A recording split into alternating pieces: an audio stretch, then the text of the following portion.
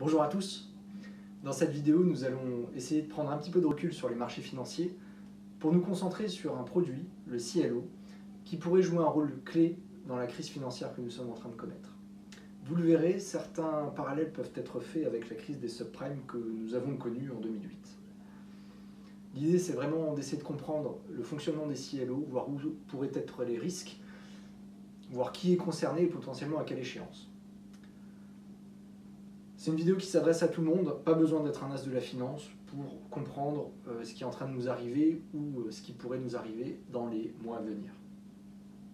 Je vous propose de commencer tout de suite par les prêts à effet de levier qui constituent les supports des CLO. Alors un prêt à effet de levier, qu'est-ce que c'est?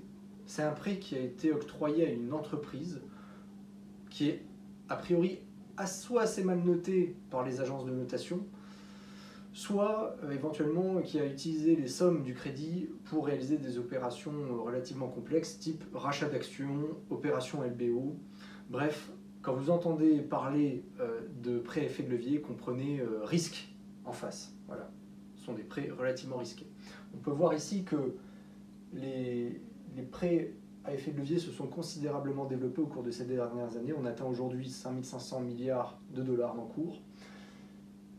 Cet accroissement a été permis par les politiques monétaires accommodantes des banques centrales et également par un certain relâchement dans les conditions d'octroi de ces crédits. Il y a notamment beaucoup d'entre eux qui sont dits covenant light, c'est-à-dire que le prêteur, en cas de défaut de l'emprunteur, eh bien, il aura peu de recours pour récupérer les fonds prêtés. Donc, des risques assez considérables sur ces encours de prêt qui, pour certains, pourraient ne pas être remboursés dans certaines circonstances. Alors le point intéressant, c'est que ces prêts, eh bien en fait, en face, vous avez des créances, et vous avez des titres représentatifs de ces créances qui peuvent s'échanger entre les investisseurs sur les marchés financiers. Ici, on a représenté donc différents prêts à effet de levier en circulation, et donc les opérateurs financiers peuvent décider d'acheter ou de vendre ces encours de prêt. Ils peuvent s'échanger sur les marchés financiers. Et alors par rapport à ça, on va pouvoir rentrer dans la mécanique du CLO. En fait, un CLO, c'est un produit financier relativement complexe, dont l'objet va être justement d'investir, de racheter les différents titres de créances de prêts leveragés en circulation. Donc là, on est vraiment dans la titrisation. Vous avez du leverage au niveau des entreprises en elles-mêmes et vous avez du leverage au niveau du CLO en lui-même. Pour vous donner un exemple, sur un encours de prêt, imaginons que l'ensemble de ces prêts là représente 10 millions d'euros d'encours, eh bien, le CLO, lui, ne va pas mobiliser 10 millions d'euros de la part de ses investisseurs pour faire l'acquisition de ces prêts. Il va plutôt faire jouer l'effet de levier et aller emprunter une grosse partie sur les marchés pour pouvoir faire jouer l'effet de levier et maximiser son profit. Pour vous donner un exemple, là, pour un encours de 10 millions d'euros, si on applique un effet de levier de 20, on va mobiliser au niveau du CLO 500 000 euros de capitaux propres, donc qui viennent des investisseurs. Donc on voit qu'il y a un effet de levier qui peut être assez considérable. Ce sont des produits qui sont très peu régulés, au contraire des banques. Une banque, pour aller investir sur des prêts à effet de levier, en principe, elle doit mettre environ 16% de capitaux propres en face des prêts. Là, sur les CLO, effectivement, il y a beaucoup moins de contraintes. Alors, on est vraiment dans la titrisation parce que tout d'abord, les concepteurs de ce produit financier ne conservent en général rien de ce produit. C'est-à-dire que l'idée, c'est de sélectionner les entreprises qu'on va vouloir mettre à l'intérieur, concevoir le produit financier et ensuite le revendre à des investisseurs.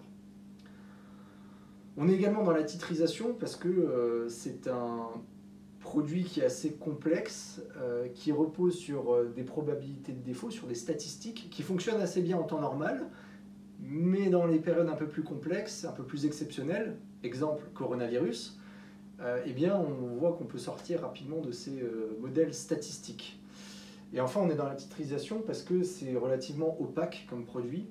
Le papier, en fait, en lui-même, il porte, via sa notation propre, le risque de défaut. C'est-à-dire que ce papier, en fait, il a par exemple été labellisé risque B, relativement faiblement risqué. Il a pu obtenir cette notation-là.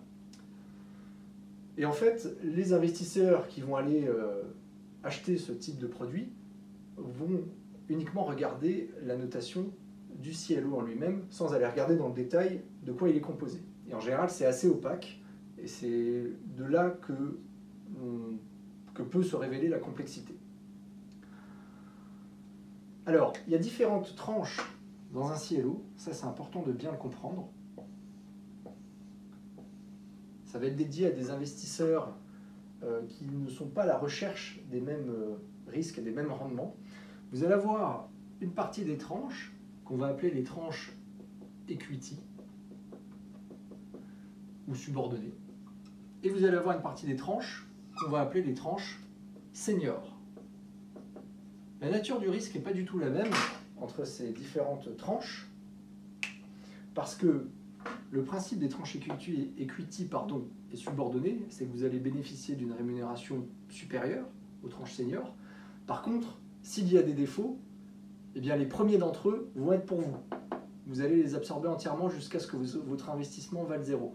C'est-à-dire que, alors ça dépend des CLO, mais globalement, si la formule d'un CLO, c'est de dire les 10 premiers défauts sont assumés par les investisseurs et par les tranches equity et subordonnées, eh bien, les investisseurs seniors ne seront pas impactés tant qu'il restera des tranches equity subordonnées et qu'elles ne seront pas totalement épuisées. Et c'est seulement au-delà d'un certain nombre de défauts qu'on va faire appel et qu'on va effacer potentiellement une partie des tranches seniors.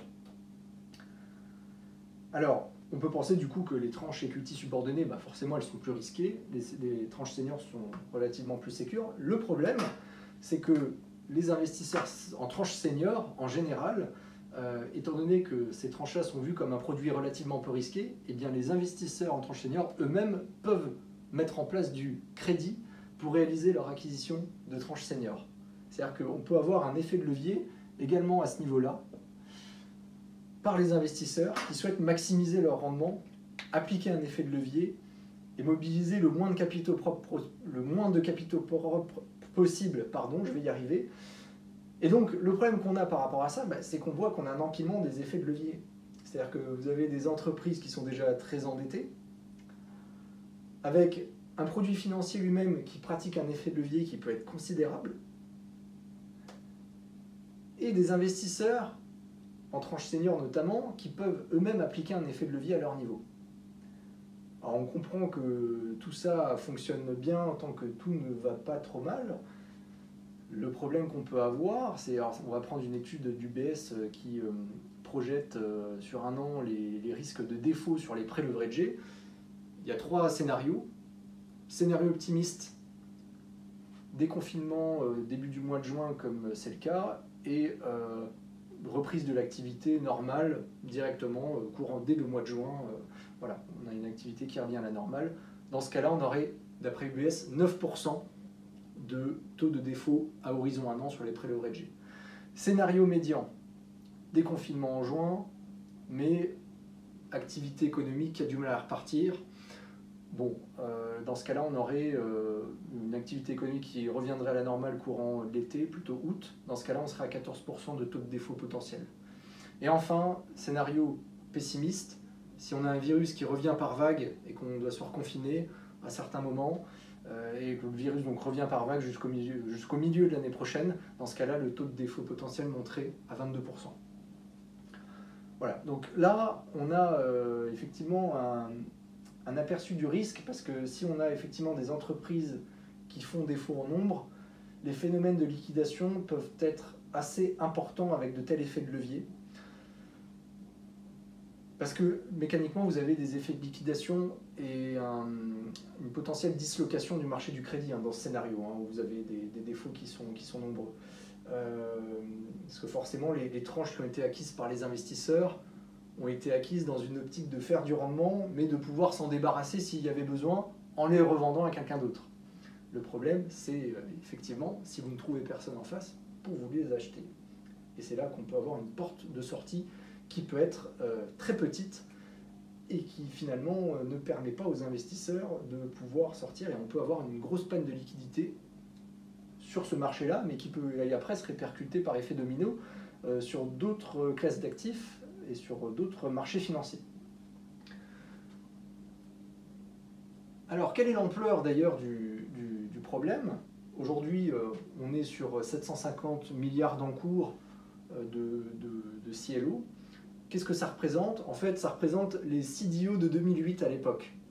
Ceux qui étaient sur les prêts aux particuliers pour acheter leur immobilier. À l'époque, c'était des CDO. Aujourd'hui, on est sur les CLO et on est à peu près sur les mêmes ordres de grandeur. Bon, bien sûr, on a un leverage qui s'est considérablement accru avec encore plus de produits en circulation, mais au niveau de la comparaison CLO-CDO, on est à peu près sur les mêmes ordres de grandeur. Donc c'est pour vous donner une idée du problème potentiel qui est pour le coup très significatif quand on connaît les impacts de la crise des subprimes qu'on a pu avoir en 2008. Potentiellement, qui est concerné? Qui sont les détenteurs de ces CLO? Eh bien, on voit que les banques sont assez représentées pour la tranche senior et que les asset managers, via les OPCVM notamment, sont assez représentés sur la partie equity et mezzanine ou subordonnée. Donc là, il faut être très sélectif quand on choisit ses fonds, car on peut se retrouver avec un fonds qui contient un nombre important de CLO. Donc ça, c'est à regarder. Donc, qui est concerné potentiellement? Nous tous, au premier plan, tout dépend des fonds que l'on choisit dans nos contrats d'assurance vie, dans nos comptes titres, etc. Mais potentiellement, tout le monde est concerné, parce que si on a un souci avec des encours de 750 milliards de dollars, forcément, ça va se répercuter sur les autres classes d'actifs avec des effets liquidation et boule de neige qu'on ne veut pas connaître. Donc, voilà, potentiellement, tout le monde peut être concerné. Alors, quand est-ce que les problèmes peuvent potentiellement survenir? Eh bien, ici, on a une représentation graphique des dettes qui arrivent à échéance, et on voit qu'on a un pic en 2024. Donc, en 2024, il y aura beaucoup de dettes à refinancer ou à rembourser, et donc c'est là qu'on peut effectivement avoir de la tension sur le marché du crédit, mais pas forcément besoin d'attendre 2024 pour avoir des problèmes. On le voit aujourd'hui, hein, les banques centrales sont d'ailleurs en alerte, les politiques monétaires qui ont été menées sont sans aucune commune mesure avec ce qu'on a pu connaître auparavant.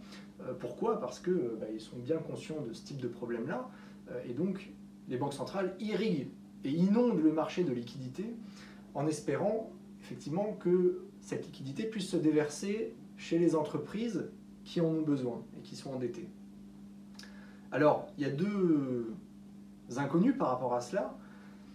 Première inconnue, est-ce que le déversement de liquidité va effectivement s'opérer dans les entreprises qui en ont besoin?